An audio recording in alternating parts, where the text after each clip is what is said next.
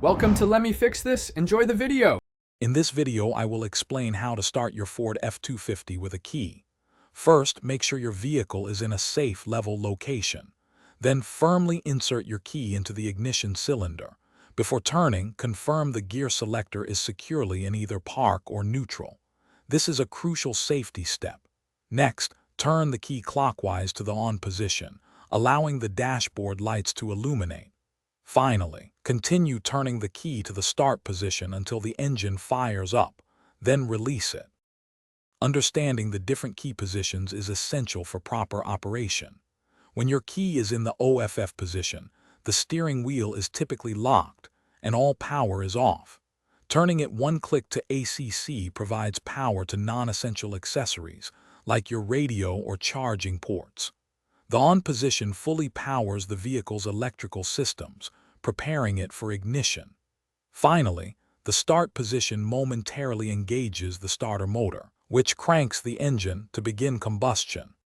Sometimes your Ford F250 might not start immediately. A common issue is a weak or dead battery. Listen for a rapid clicking sound when you turn the key. Always check that your battery terminals are clean and securely fastened. Another simple check is your fuel level. An empty tank will certainly prevent starting. Also, ensure your steering wheel is not locked, as this can prevent the key from turning fully to the start position. These quick checks can save you time. To ensure your Ford F250 starts reliably every time, regular maintenance is key. Periodically inspect your battery for corrosion on the terminals and ensure they are tight.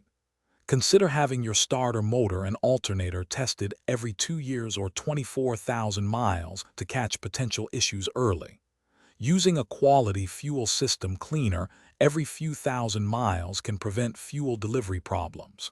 Finally, replacing spark plugs according to your owner's manual, typically every 100,000 miles, ensures efficient combustion.